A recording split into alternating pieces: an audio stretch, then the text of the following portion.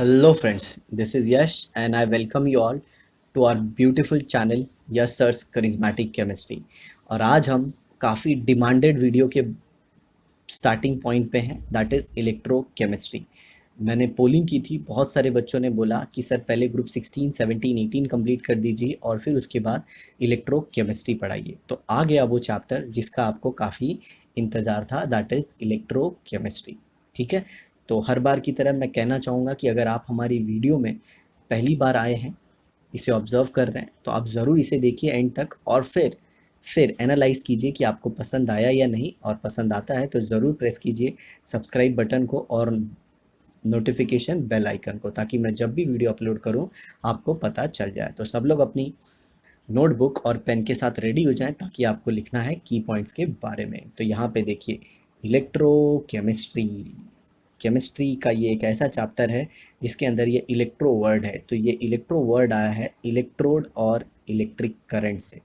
Electrode and electric current, yes, the branch of chemistry, the branch of chemistry which deals with application of electric current in the field of a chemical reaction is called as electrochemistry. ये chapter में हम पढ़ने वाले हैं कैसे chemical reaction के मदद से हम इलेक्ट्रिसिटी प्रोड्यूस करेंगे, और दूसरा कैसे इलेक्ट्रिसिटी की मदद से हम केमिकल रिएक्शन करवाएंगे। ठीक है, बहुत ही इंपॉर्टेंट चैप्टर है, इसका एप्लीकेशन बहुत है हमारी डे टू डे लाइफ में। ठीक है, तो चलिए शुरू करते हैं।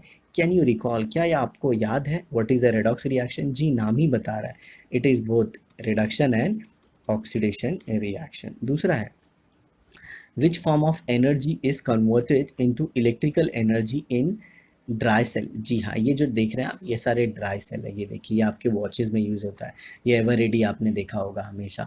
तो इसमें सिंपल सी बात है, जो केमिकल एनर्जी है वो कन्वर्ट हो जाती है इलेक्ट्रिकल एनर्जी में। किसमें? जी हाँ, इलेक्ट्रिकल एनर्जी में। So one form of energy gets converted into another. How NaOH is manufactured from NaCl? अगर आपको याद है तो 11th standard chapter called as S block में आपने पढ़ा था कि कैसे कैसे NaCl से हम NaOH बनाते हैं। मैं आपको बता देता हूँ, इलेक्ट्रोलिसिस करते हैं एक्वस NaCl का बाय यूजिंग इनर्ट इलेक्ट्रोड, और उससे हम बनाते हैं NaOH। और आज का आपका ये क्वेश्चन है कि आपको उस मेथड का नाम बताना है जिसमें हम एक्वस NaCl यूज़ करके NaOH बताते हैं। जी हाँ, क्वेश्चन पूछने का पर्पज़ यही होता है कि मुझे ये पता चल जाता है कि कौन से बच्चे अच्छे हैं पढ़ने में और वो अपने गोल को लेके काफ़ी सीरियस है, and I really want to do something for them. उनके लिए मुझे कुछ करना है, और इसीलिए मैं क्वेश्चन से पता कर लेता हूँ। There is one of the student, I feel very proud taking his name is Kartik Mistry. He keeps on watching the videos, और ये स्टूडेंट जो है वो एंड तक वीडियो देखता है और उसे अच्छे से समझता भी है, अपने डाउट्स भी क्लियर करता है, और क्वेश्चंस के भी आंसर देता है। तो thank you Kartik for watching the video and completing your board syllabus with us. ठीक है, मैं आपको बताना चाहूँगा कि हम जो डील करते हैं ये कम्प्लीटली बोर्ड सिलेबस और थोड़ा बहुत CET पॉइंट ऑफ व्यू से रहता है, और बीच बीच में जहाँ पे भी जेई या नीट के डिस्कशन आते हैं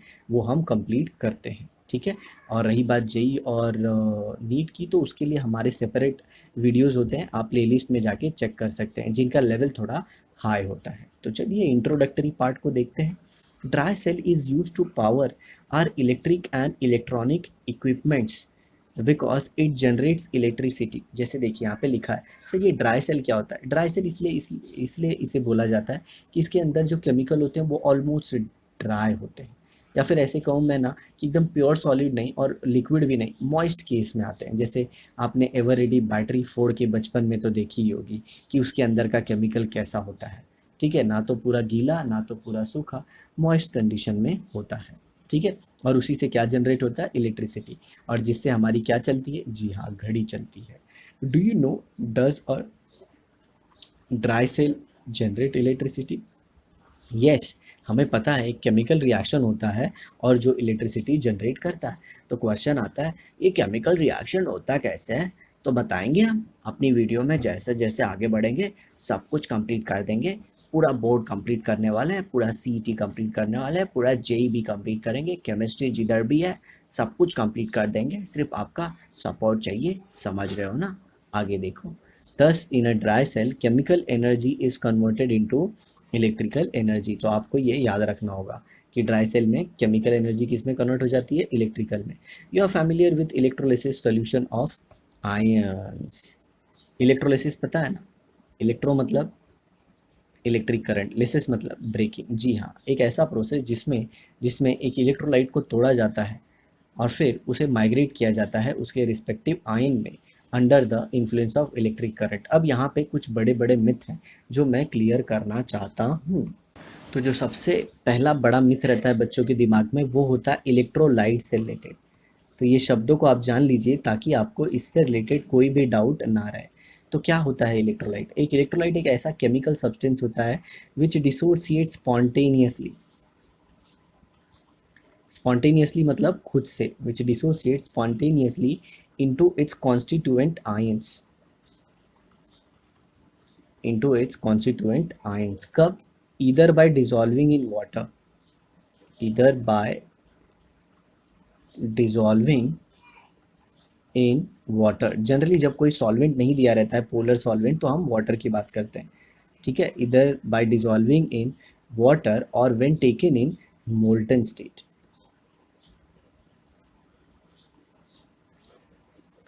ओके, या तो उसे आप पानी में डिसॉल्व कर दीजिए या फिर आप उसे पिघला दीजिए। पिघला मतलब मेल्ट कर दीजिए। ठीक है, तो ये इलेक्ट्रोलाइट की सबसे इंपॉर्टेंट चीज़ है। क्या? कि इलेक्ट्रोलाइट खुद से टूट जाते हैं जैसे ही हम उसे पानी में डालते हैं या फिर उसे मोल्टन स्टेट में लेते हैं। तो सर इससे रिलेटेड मिथ क्या था? हाँ, इससे रिलेटेड जो गलत कंसेप्ट है स्टूडेंट के दिमाग में वो ये है कि करंट इलेक्ट्रोलाइट को तोड़ता है। Current dissociates electrolyte into its constituent ions. जी हाँ, ये बहुत ही बड़ा मिसकंसेप्शन है। मैं आपको बताना चाहूँगा कि करंट कोई रोल प्ले नहीं करता डिसोसिएशन में, वो सिर्फ रोल प्ले करता है एक और एक ही चीज़ में, that is migration of ion. Migration of ion, जो आयन का माइग्रेशन होता है, जी हाँ, वो करंट के प्रेजेंस में होता है। जो कटायन है वो कैथोड की तरफ चले जाता है और जो अनायन है वो एनोड की तरफ चले जाता है जब हम क्या अप्लाई करते हैं? Electric field. आई होप आपको ये समझ में आया होगा। तो ये सबसे बड़ा जो मिस्टेक है, जो मिसअंडरस्टैंडिंग है, वो ये है। अब दूसरी चीज़, सर इलेक्ट्रोलाइट क्या होगा? तो जैसे कि आप सब जानते हैं ऊपर एक चैप्टर है आयनिक इक्विलिब्रियम में, तो इलेक्ट्रोलाइट की जो पूरी डिटेलिंग है वो हम आयनिक इक्विलिब्रियम चैप्टर में पढ़ने वाले हैं। आयनिक इक्विलिब्रियम चैप्टर में विल स्टडी दिस। ठीक है, इक्विलिब्रियम। ओके, उसमें हम पढ़ेंगे कि electrolyte basically on the basis of nature are of three type. It can be salt, it can be acid और it can be base। ये तो उनके नेचर के हिसाब से, एसिड भी हो सकता है, सॉल्ट भी हो सकता है, बेस भी हो सकता है, और डिपेंडिंग अपॉन एक फैक्टर है जिसे हम कहते हैं alpha. Alpha that is called as degree of dissociation. क्या है वो? Degree of dissociation. ये भी आयनिक इक्विलिब्रियम का ही पार्ट है, तो मैंने वो खैर अभी तक स्टार्ट नहीं किया है, इसीलिए मैं आपको इन शॉर्ट बता दे रहा हूँ। तो दूसरा, on the basis of degree of dissociation alpha. Alpha हमें बताता है, अल्फा एक रेशियो है। Alpha alpha is nothing but it's a fraction of number of moles of electrolyte dissociated upon number of moles of electrolyte taken। कितना लिया था और कितना टूट गया। अगर आपने एक मोल लिया और एक मोल टूट गया तो अल्फा क्या आ गया? 1। मतलब ये स्ट्रॉन्ग इलेक्ट्रोलाइट है। क्या है? स्ट्रॉन्ग। अगर मान लिया आपने लिया था एक मोल और टूटा सिर्फ 0.5 मोल, तो ये क्या हो गया? Week electrolyte. तो जी हाँ, तो जो जिसमें अल्फा की वैल्यू 1 आती है उसे हम कहते हैं स्ट्रॉन्ग इलेक्ट्रोलाइट, और जिसकी अल्फा की वैल्यू कम आती है उसे हम कहते हैं वीक इलेक्ट्रोलाइट। स्ट्रॉन्ग इलेक्ट्रोलाइट मतलब अल्फा की वैल्यू इज क्लोज टू 1, मतलब 0.95, 0.93, 94, 98 स्ट्रॉन्ग हो गया। अगर 0.9395 से कम हो जाता है, मतलब 0.9 से कम हो जाता है, तो उसे हम कहते हैं वीक। ठीक है, और अगर आपको परसेंटेज डिग्री ऑफ डिसोसिएशन चाहिए, मतलब परसेंट में चाहिए, तो आप इसे 100 से भी मल्टीप्लाई कर सकते हैं, मल्टीप्लाई बाय 100, तो आपको परसेंटेज डिग्री ऑफ डिसोसिएशन आएगा। तो आपने एक चीज़ तो इधर देखी कि अल्फ़ा जो है वो फ्रैक्शन है, तो फ्रैक्शन है मतलब उसकी वैल्यू कभी एक से ज़्यादा नहीं हो सकती। ठीक है, अल्फ़ा की वैल्यू कभी एक से ज़्यादा नहीं हो सकती। ओके। ये क्या लिख दिया मैंने तो खुद यहाँ पे बोल के एक से ज़्यादा लिख दिया। मन भटक रहा है। एक से एक से हमेशा क्या होगा, कम, और ज़ीरो हो सकता है या फिर उससे ज़्यादा। सर ज़ीरो कब आएगा? ज़ीरो तब आएगा प्यारे बच्चों जब हम नॉन इलेक्ट्रोलाइट लेंगे। सर ये एक अब नया शब्द ला दिया आपने, ये नॉन इलेक्ट्रोलाइट क्या होता है? एक ऐसा केमिकल सब्सटेंस जो टूटे ही ना उसके आयन में, जैसे जैसे ग्लूकोज, सुक्रोज, फ्रक्टोज, ये सब आपको थोड़ा और अच्छे से समझ में आ जाएगा जब आप सोल्यूशन चैप्टर, हमारी सॉल्यूशन चैप्टर की पूरी वीडियो देख लेंगे। उसमें वेंट ऑफ फैक्टर जब आप देखेंगे तो आपको ये सारी चीज़ें वापस रिपीटेशन मिलेंगी, क्योंकि मैंने उसमें ये सब कुछ एक्सप्लेन कर दिया है। तो इलेक्ट्रोलाइट बताना मेरा मेन पर्पज़ यही था, क्योंकि इस चैप्टर में हम इलेक्ट्रोलाइट को यूज़ करने वाले हैं और कुछ बेसिक टर्म और हैं जैसे इलेक्ट्रोड्स, तो उनके बारे में भी हम डिस्कशन करेंगे। ठीक है, चलिए देखते हैं अपना theory part. Electrolysis is a breaking down of an ionic compound by passage of electricity. देखिए यहाँ पे भी, ये देखिए पासेज ऑफ इलेक्ट्रिसिटी, वही गलत कंसेप्ट यहाँ पे भी लिखा हुआ है। इलेक्ट्रिक करंट पास करने से इलेक्ट्रोलाइट टूटते नहीं, वो उनका माइग्रेशन होता है, मतलब वो एक ये जो आयन है वो अपने रिस्पेक्टिव इलेक्ट्रोड की तरफ जाते हैं। Breaking down of an electrolyte during electrolysis is a chemical reaction that takes place by passage of electric current, by passage of electricity. देखिए ये भी कंसेप्ट गलत ही है, यहाँ पे याद रखिएगा, ये भी थोड़ा सा गलत कंसेप्ट है। इलेक्ट्रिकल एनर्जी इज दस कन्वर्टेड इनटू केमिकल एनर्जी। हाँ ये सही है, इलेक्ट्रिकल एनर्जी किस में कन्वर्ट होती है? केमिकल एनर्जी में। लेकिन कैसे? जी हाँ, आयन को माइग्रेट करके। अब आगे देखते हैं। Electrochemistry is a area of chemistry which is concerned with inter conversion of chemical and electrical energy. ठीक है, इलेक्ट्रोकेमिस्ट्री जो है वो केमिस्ट्री की एक ब्रांच है जो कि कंसर्न होती है किससे? Inter conversion of chemical and electrical energy. ये एक ऐसी ब्रांच है जो बताती है कि कैसे जो इलेक्ट्रिसिटी है वो केमिकल एनर्जी में कन्वर्ट होती है और कैसे केमिकल एनर्जी इलेक्ट्रिसिटी में कन्वर्ट होती है। It also deals with resistance and conductance of aqueous electrolytic solution, मतलब इसमें भी रेजिस्टेंस के बारे में ये बात करता है। जी हाँ, the opposition offer to the flow of current is called as resistance. तो रेजिस्टेंस यहाँ पे भी होता है। और कंडक्टेंस जो आपने फिजिक्स में करंट इलेक्ट्रिसिटी में पढ़ा था वो सब कुछ यहाँ पे आ रहा है। The determination of conductivities of aqueous electrolytic solution provide an information on extent of ionization of electrolyte in water। मतलब कोई सोल्यूशन कितना इलेक्ट्रिसिटी कंडक्ट कर रहा है, ये हमें ये भी बताता है कि वो जिस इलेक्ट्रोलाइट का सोल्यूशन है वो कितना टूटा है पानी में। जी हाँ, मैं यहाँ पे एक थोड़ा सा इंपॉर्टेंट चीज़ बताना चाहूँगा कि जो स्ट्रॉन्ग इलेक्ट्रोलाइट होता है वो टूटता है। जनरली मिसकंसेप्शन रहता है दिमाग में कि सर वो स्ट्रॉन्ग है तो फिर टूटता क्यों है, स्ट्रॉन्ग है तो टूटता क्यों है? तो जी हाँ, हमने स्ट्रॉन्ग इसलिए बनाया है क्योंकि उसके सोल्यूशन में आयन ज़्यादा होते हैं, उसका सोल्यूशन स्ट्रॉन्ग होता है, इसीलिए उसे क्या कहते हैं? Strong electrolyte. और वीक इलेक्ट्रोलाइट क्यों कहते हैं? क्योंकि वो पूरी तरह से टूटता नहीं है और उसका जो सोल्यूशन होता है वो वीक होता है। किसके कंपेयर में? आयंस के कंपेयर में।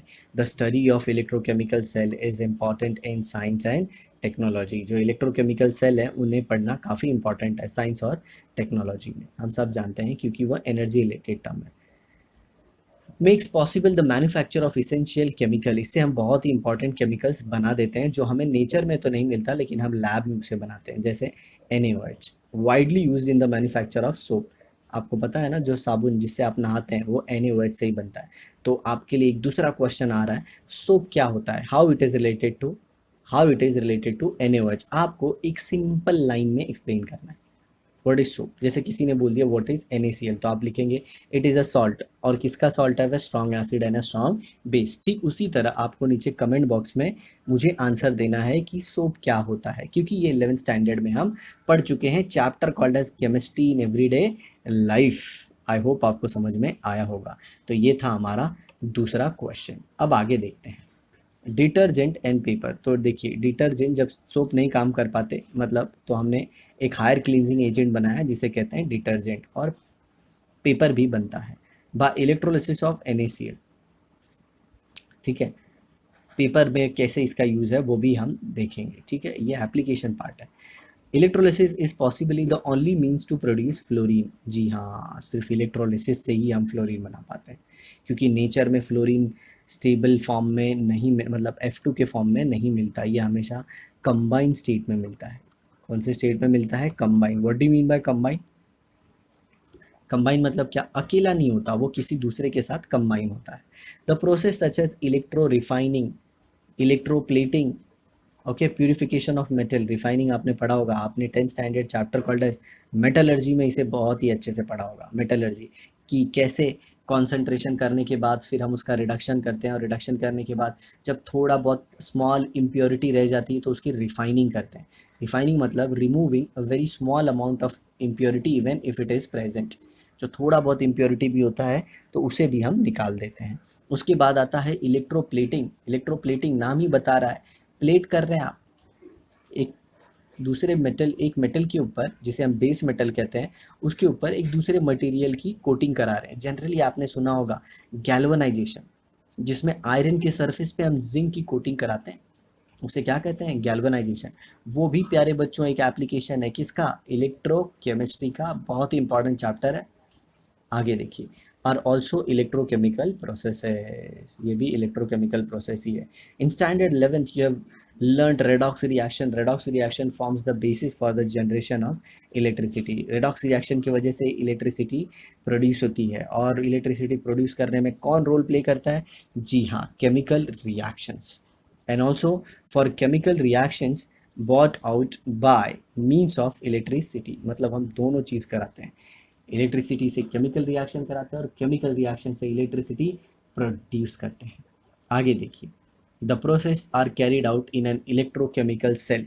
जी हाँ, ये डिवाइस के बारे में अब बात होगी, जिस डिवाइस में सारे कुछ फेनोमेना होते हैं उसे हम क्या कहते हैं, electrochemical cell. Electrochemistry deals with design and operation of such cells. Electrochemistry में हम क्या करते हैं, ऐसे सेल को बनाते हैं कि कैसे वो इलेक्ट्रिसिटी को प्रोड्यूस करे, क्या करके, जी हाँ, केमिकल रिएक्शन को यूज़ करके। The current research in electrochemistry is focus on design of fuel cell. जी हाँ, फ्यूल सेल के बारे में आगे चल के हम पढ़ेंगे।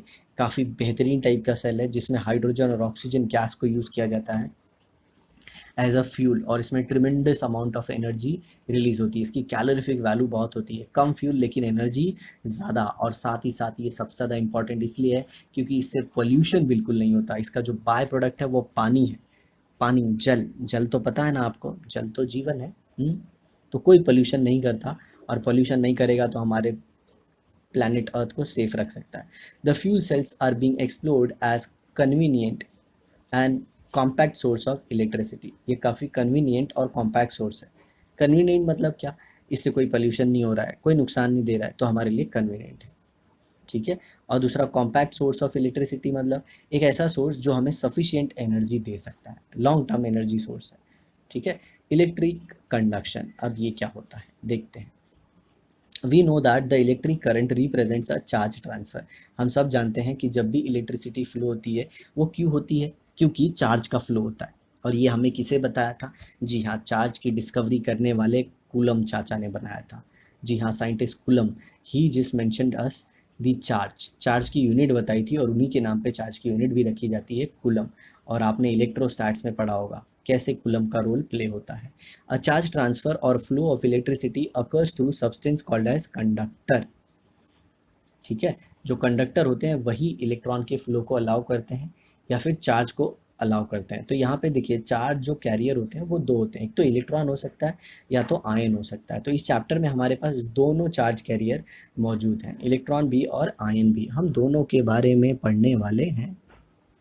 देर are two type of conductors which gives rise to two type of conduction of electricity. एक होता है मेटालिक और दूसरा होता है इलेक्ट्रोलाइटिक। कैन यू रिकॉल, अब यहाँ पे देखिए क्या गया, what is the origin of electrical conductivity in metals. जी हाँ, मेटल्स में इलेक्ट्रिक करंट कैसे फ्लो होता है, तो वो होता है इलेक्ट्रॉन की वजह से। इलेक्ट्रॉन्स के ऊपर चार्ज होता है और जब भी चार्ज मूव करते हैं इलेक्ट्रिसिटी प्रोड्यूस हो जाती है। इलेक्ट्रिकल कंडक्टेंस दो, electrical conductance through metals. Electrical conduction through metals involves a direct flow of electrons from one point to other. ये हम डिस्कस कर चुके हैं। The outermost electron of metal forms conduction band. ये थियरी जो है मैं आपको यहाँ पे बताना चाहूँगा, हमने सॉलिड स्टेट बहुत पहले ख़त्म कर दिया है। आप उसकी जो पूरी वीडियोस हैं, कुछ मेरे ख्याल से 10 से 12 वीडियोस बनाई गई हैं, उसे आप पूरा देख लीजिए। तो उसका जो लास्ट वाला पार्ट है, जो मेरे ख्याल से 9th वाला पार्ट है, उसमें हमने काफ़ी डिटेल में 9th या 10th I am not sure, उसमें conduction band, valence band, forbidden zone, बहुत ही अच्छा लेक्चर उस पर लिया है, आप उसे देख सकते हैं तो आपको ये समझ में आ जाएगा। The electron in conduction band are free to move and hence flow under the influence of applied electric potential. Okay, chapter 1 देखिए मेंशन है, metallic conductors are thus electronic conductors. तो हम क्या कहना चाहेंगे, तो मेटालिक कलेक्टर जो होते हैं, कंडक्टर जो होते हैं, वो क्या होते हैं, इलेक्ट्रॉन के कंडक्टर होते हैं। इलेक्ट्रोलाइटिक और आयनिक कंडक्शन, जी हाँ, देखिए अब आ गया ये हमारा इलेक्ट्रोलाइट वाला पार्ट, क्योंकि इलेक्ट्रोलाइट बनाता है आयन और आयन के ऊपर होता है चार्ज और वो इलेक्ट्रिसिटी को कंडक्ट करते हैं। Electrolytic conduction involves conduction of electric current bye movement of ions of electrolytes. देखिए ये जो करंट फ्लो होता है ये आयंस की वजह से होता है। In this type of conduction charge transfer occur in the form of movement of ions through molten electrolyte और एक्वस सोल्यूशन ऑफ इलेक्ट्रोलाइट। देखिए मेटालिक कंडक्टर में क्या हो रहा था, चार्ज ट्रांसफ़र हो रहा था, लेकिन इलेक्ट्रोलाइटिक कंडक्टर में क्या ट्रांसफ़र हो रहा है, इसमें भी चार्ज ट्रांसफ़र हो रहा है, लेकिन उसमें चार्ज ट्रांसफ़र करने वाला इलेक्ट्रॉन था, लेकिन इधर चार्ज ट्रांसफ़र करने वाला कौन है, आयन। तो अगर आप दोनों के मास को कंपेयर करें, दोनों के वेट के कंपेयर करें, तो वहाँ पे तो कोई ऐसा सच इतना ज़्यादा मास ट्रांसफ़र नहीं हो रहा है। जी हाँ, मैं मेटालिक कंडक्टर की बात कर रहा हूँ, लेकिन जैसे ही आप इलेक्ट्रोलिटिक कंडक्टर की बात करते हैं, आयन की, तो याद रखिए इसमें मास का ट्रांसफ़र होता है। एक बार एंट्रेंस में ये पूछ लिया गया था। Substance such as ionic salt, strong और weak acid and bases are electrolyte. देखिए मैंने कैसे आपको इस चैप्टर के स्टार्टिंग में ही इलेक्ट्रोलाइट के बारे में बता दिया, अब वो बहुत यूजफुल है। These dissociates into ions when dissolve in polar solvent such as water. Ionic solid dissociates into ion in molten state as well. Molten मतलब वही फ्यूज स्टेट या फिर पिघला हुआ। Conduction through electrolytic conductors involve transfer of matter. देखिए electrolytic conduction मैंने बोला ना, मास ट्रांसफर होता है, इसीलिए ट्रांसफर ऑफ मैटर लिखा है। From one part of the conductor to the other, और ये वन पार्ट टू अदर मतलब क्या है, जी हाँ, एक इलेक्ट्रोड से दूसरे इलेक्ट्रोड की तरफ। It means that current flowing through an electrolytic conductor is accompanied by chemical change. तो देखिए जो करंट इलेक्ट्रोलिटिक कंडक्टर, जहाँ पे इलेक्ट्रोलाइट एज अ कंडक्टर काम कर रहा है, वहाँ पे केमिकल चेंज की वजह से फ्लो होता है। Information provided by measurement of conductivity solution. तो यहाँ पे देखिए, यहाँ पे ये नॉन कंडक्टिव फ्रेम है, मतलब इसमें कोई भी इलेक्ट्रिसिटी का यूज़ नहीं होता, कोई भी वेस्टेज भी नहीं होता। ये इलेक्ट्रोड यूज़ हुए हैं, आगे चल के आप देखोगे कैथोड एंड एनोड, और ये हमारा इलेक्ट्रोलिटिक सोल्यूशन है। ठीक है, ये स्विच है और ये बैटरी है और ये लैंप है। ठीक है, अब ये एक्टिविटी है, आपको ये खुद से करना होगा। ठीक है, तो इसके बारे में हम ज़्यादा डिस्कस नहीं करने वाले हैं। लेकिन यहाँ पे देखिए 5% सोल्यूशन दिया है, किसका, sugar cane, acidic acid, sodium chloride, urea and distilled water. Check the electrical conductivity of this solution using above assembly, compare this that observe with distilled water.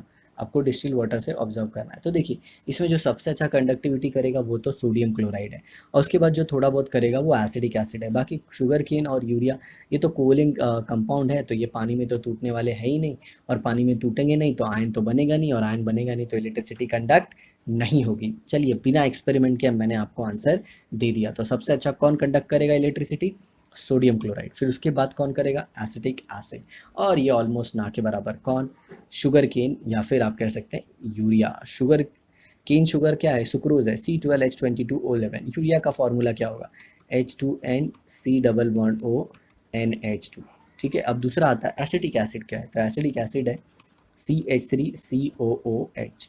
ठीक है, और उसके बाद क्या है, एसिडिक एसिड के बाद आप देख रहे हैं सर यूरिया भी हो गया, एसिडिक एसिड भी हो गया, केन शुगर का भी आपने फॉर्मूला बता दिया। सर इतना तो हमको पता ही है कि सोडियम क्लोराइड का फॉर्मूला NaCl होता है।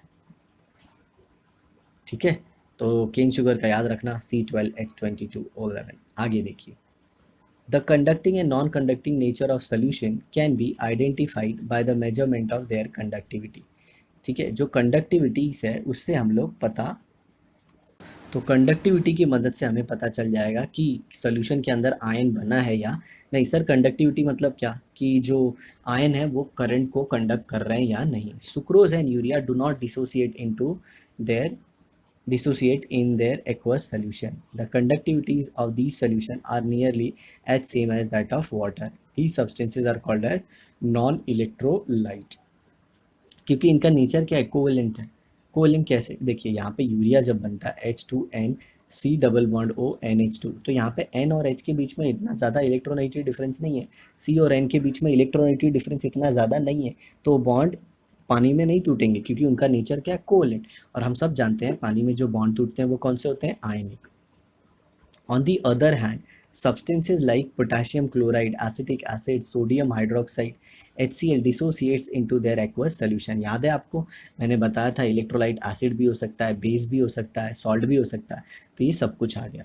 The conductivity of their aqueous solution are higher than that of water. Water से इनकी कंडक्टिविटी ज़्यादा होती है क्योंकि इनके सोल्यूशन में आयंस आ जाते हैं. These are electrolytes. Electrolytes conduct electricity in molten state और व्हेन डिसॉल्व इन वाटर. आगे देखिए, on the basis of high और low electrical conductivity electrolytes are classified into strong and weak electrolyte. तो देखिए, जो कंडक्ट ज़्यादा करेगा वो स्ट्रॉन्ग इलेक्ट्रोलाइट, जो कंडक्ट कम करेगा वो वीक इलेक्ट्रोलाइट. और इसकी तो मैंने आपको बेसिक डेफिनेशन ही बता दी कि जो स्ट्रॉन्ग इलेक्ट्रोलाइट होता है उसका अल्फा वैल्यू ज़्यादा होता है और जो वीक इलेक्ट्रोलाइट होता है उसका अल्फा वैल्यू कम. तो अल्फा वैल्यू ज़्यादा रिप्रेजेंट करता है स्ट्रॉन्ग और alpha value come represents weak. The substances such as ionic salts, strong acids and bases almost completely dissociate in aqueous solution. तो जो स्ट्रॉन्ग एसिड या बेस होते हैं वो पूरा टूट जाते हैं किसमें, पानी में. अब क्वेश्चन आता है सर वो स्ट्रॉन्ग कौन होंगे, तो जी हाँ, ये आयनिक इक्विलिब्रियम में आपको पता चल जाएगा कि कौन से एसिड स्ट्रॉन्ग होते हैं, कौन से बेसिस स्ट्रॉन्ग होते हैं, तो वो सब कुछ पता चल जाएगा. तो उससे आप पता कर लोगे कि कौन स्ट्रॉन्ग इलेक्ट्रोलाइट है और कौन वीक इलेक्ट्रोलाइट है. These are strong electrolyte. The solution of strong electrolyte exhibit high conductivity. ये तो हम जानते हैं. The weak acids, weak bases are weak electrolyte. Are weak electrolyte. They dissociates into a small extent in aqueous solution and show lower conductivity than that of strong electrolyte. अब देखिए यहाँ पे एक सिंपल सा ये मांजरा क्या है मैं वो क्लियर कर देता हूँ. जो स्ट्रॉन्ग इलेक्ट्रोलाइट होता है, जो स्ट्रॉन्ग इलेक्ट्रोलाइट हो वो पूरी तरह से टूटता है क्योंकि उसका थोड़ा आयनिक नेचर ज़्यादा होता है. जैसे मैं कुछ स्ट्रॉन्ग इलेक्ट्रोलाइट्स के एग्जांपल दे देता हूँ. H2SO4, NaCl, NaOH, CaOH twice. ठीक है, ये सारे स्ट्रॉन्ग इलेक्ट्रोलाइट. आप HCl भी ले सकते हैं, बहुत सारे, HNO3 भी आप ले सकते हैं, ये सारे. तो ये देखिए ये एसिड है, मैं एसिड को लिख देता हूँ, ये एसिड है. अब ये देखिए यहाँ पे ये भी दोनों एसिड है. अब जो नेक्स्ट है वो है ये जो दोनों है यहाँ पे सेंटर में, ये बेस है और ये जो मैंने लिया है सॉल्ट. तो जो स्ट्रॉन्ग इलेक्ट्रोलाइट है वो एसिड बेस सॉल्ट तीनों के हो सकते हैं. अब मैं आपको कुछ एग्जांपल दे देता हूँ वीक इलेक्ट्रोलाइट के. वीक इलेक्ट्रोलाइट का एग्जांपल देखिए, NH4Cl, CuOH twice, NH4OH, okay, CH3COOH, HF. तो ये जो आप कॉर्नर में देख रहे हैं ये दोनों एसिड है. ये वीक एसिड, ये क्या है, जी हाँ ये वीक एसिड है. हालांकि इसकी पूरी डिटेलिंग आपको चैप्टर आयनिक इक्विलिब्रियम में मिल जाएगी अच्छे से, तो आपको वो चैप्टर पढ़ना होगा. और ये क्या है, ये एक सॉल्ट है. ठीक है, सॉल्ट का भी डिटेलिंग हम आयनिक इक्विलिब्रियम में ही पढ़ने वाले हैं. और ये एक बेस है. ठीक है, और कुछ एम्फोटेरिक सब्सटेंसेस भी आते हैं लेकिन उसे हम डिटेल में डिस्कस बाद में करेंगे. तो मैं आपको यहाँ पे बहुत ही इंपॉर्टेंट चीज़ बताना चाहता हूँ कि ये केमिस्ट्री है प्यारे स्टूडेंट्स. केमिस्ट्री और केमिस्ट्री काफ़ी लिंक होती है, मतलब एक चैप्टर दूसरे चैप्टर से काफ़ी लिंक है. कुछ बेसिक चैप्टर आपको आने ही चाहिए, अगर वो नहीं आएंगे तो दूसरे चैप्टर में आपका कमांड नहीं हो पाएगा. ठीक है, ये बाकी के सब्जेक्ट से थोड़ा अलग है. जैसे जैसे मैथ्स में अगर आपको लिमिट्स नहीं आता, तो आपको दूसरे चैप्टर्स में इतना ज़्यादा प्रॉब्लम नहीं होने वाला है. सर दूसरा चैप्टर मतलब कौन सा, सर लिमिट्स नहीं आता तो कौन से चैप्टर में प्रॉब्लम नहीं होने वाला. जैसे वेक्टर आप पढ़ लीजिए, आपको वेक्टर में कोई प्रॉब्लम नहीं होगा. ठीक है, ऐसे बहुत सारे चैप्टर एक दूसरे से इतने रिलेटेड नहीं होते, लेकिन केमिस्ट्री में सब कुछ एक दूसरे से इंटर रिलेटेड है. आप इस बात को मेरी मान के चलिए. आगे देखते हैं. रिमेंबर, याद रखिए, Electrolyte is a compound that conduct electricity when molten or in aqueous solution and break into ions during electrolysis. जी नहीं, break into ions during electrolysis नहीं, during electrolysis they migrate to their respective electrode। आप इस बात को ध्यान रखिएगा कि वो इलेक्ट्रोलिसिस के दौरान दूसरे इलेक्ट्रोड की तरफ चले जाते हैं। जैसे कटायन है तो कैथोड की तरफ चले जाएगा, अनायन जो है वो एनोड की तरफ चले जाएगा, लेकिन वो टूटते तो तभी है जब जैसे ही हम उनको पानी में डाल देते हैं या फिर मोल्टन स्टेट में ले लेते हैं। तो ये थोड़ा सा स्टेटमेंट में मेरे को डाउट है जो मैंने आपको क्लियर कर दिया। याद रखिए जो मैं बोल रहा हूँ एकदम 100% सही है। It is 100% absolutely correct. So this is all about the electrolyte and this is all about our introductory video. Thanks a lot for watching the video, and if you have liked the video, subscribe the channel, press the bell icon so that you'll get the notification whenever I am uploading the video, and share it maximum with your friends. Thanks a lot for watching the video. Bye bye.